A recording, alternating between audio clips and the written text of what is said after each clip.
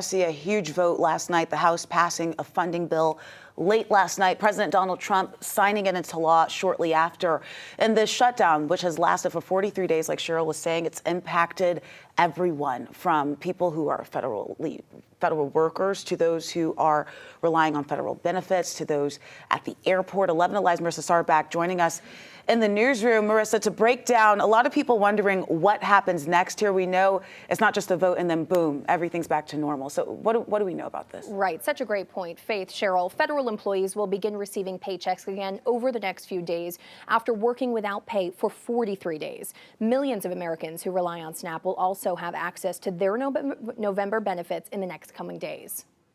Government's going to try to do that as quickly as possible, but it may not be today. Should be over the course of the next week. Full back pay stretching to October 1st will come on a rolling basis, according to John Hatton from the National Active and Retired Federal Employees Association.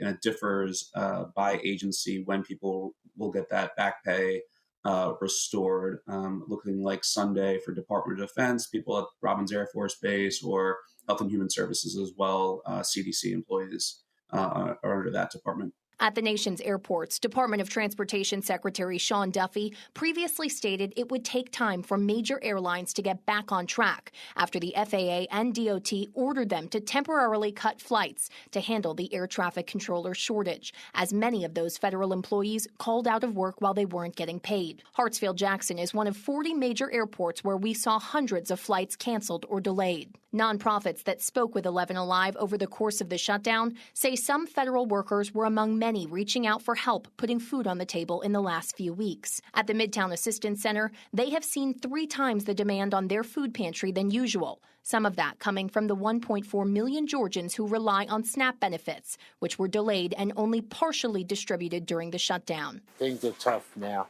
and it's just hard out here. Wayne Hicks relies on those benefits, and he says it's been stressful not knowing if or when November benefits would come. Trying to find resources, to help make ends meet and food to eat.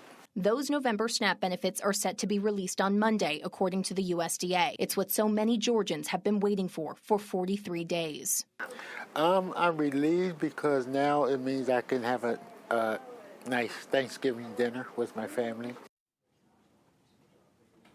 Now, CDC employees make up a significant portion of the tens of thousands of Georgia-based federal employees who have all been affected by the government shutdown. Coming up at 5, we'll hear from one of them about what they've learned about receiving paychecks and back pay and what this shutdown finally ending means for them. Faith? Marissa, thank you so much for breaking that down. We know so many people are struggling right now. It has been a long 43 days. We know that food benefits will not hit accounts for a few more days. So if you rely on SNAP, you know somebody who relies on it, text the word resources to 404-885-7600. We will send a link directly to your phone for a list of help. Again, you can text the word resources to 404-885-7600.